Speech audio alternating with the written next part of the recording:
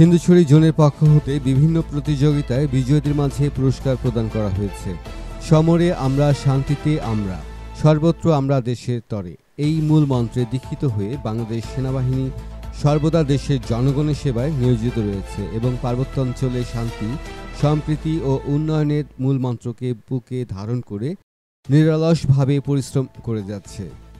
পার্বত্য অঞ্চলের স্থিতিশীলতা ও শান্তি সম্প্রীতি বজায় রাখার লক্ষ্যে সিন্ধুছড়ি জোন নিয়মিতভাবে গুইমারা রিজিয়নের সার্বিক তত্ত্বাবধানে বিভিন্ন ধরনের জনকল্যাণমূলক কর্মসূচি পরিচালনা করে আসছে।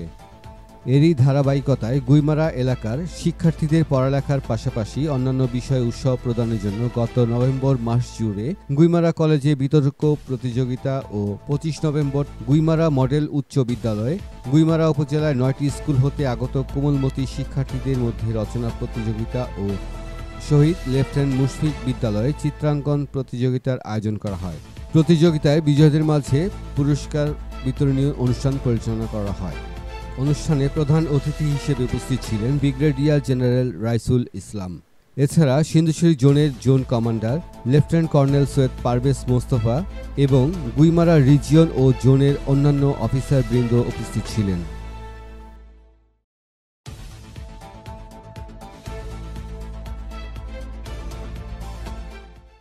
প্রথমত হচ্ছে আমি বিদ্যা অর্জন করি, আমার একটা ডিগ্রি প্রাপ্ত হইতে হবে, আমার একটা সার্টিফিকেট লাগবে যে আমি এসএসসি পাস, আমি ইন্টারমিডিয়েট পাস, আমি অনার্স পাস।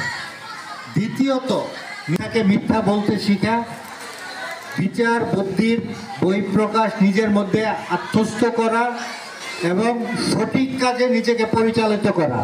একজন নাগরিক হিসাবে, একজন সৎ সুষ্ঠ মানবিক গুণ সম্পন্ন ব্যক্তি হিসাবে নিজেকে আত্মপ্রকাশ করা।